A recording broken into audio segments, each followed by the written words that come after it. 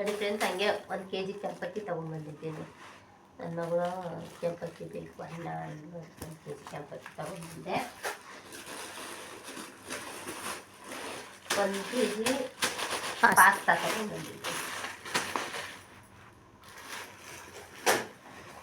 ಶಾವಿಗೆ ಇವಾಗ ಅಮಾವಾಸ್ಯೆ ಅದು ಏನಾದರೂ ಹಬ್ಬ ಇದ್ದಾಗ ಸ್ವಲ್ಪ ಪಾಯಸ ಮಾಡೋಕ್ಕಾಗುತ್ತೆ ಅಂತ ಶಾವಿಗೆ ಸ್ವಲ್ಪ ತಗೊಂಡ್ಬಂದೆ.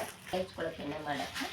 ಇದು ಚಿಯಾ ಸೀಡ್ಸ್ ಕುಡಿಯೋಕ್ಕೆ ಅಷ್ಟೇ ಫ್ರೆಂಡ್ಸ್. ಮತ್ತು ಇದು ಸೊಪ್ಪು ನೋಡಿ ಫ್ರೆಂಡ್ಸ್, ಎಷ್ಟು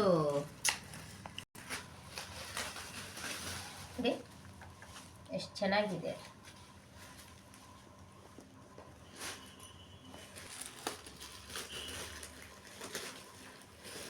ಆಗುತ್ತೆ ಫ್ರೆಂಡ್ಸ್. ನೀಟಾಗಿ ಇಟ್ಕೊಂಡು ಮಕ್ಕಳಿಗೆ ಅಡುಗೆ ಮಾಡಿಕೊಟ್ರೆ ತಿಂತಾರೆ ಅವರು. ನೋಡಿ ಪಾಲಕ್ ಸೊಪ್ಪು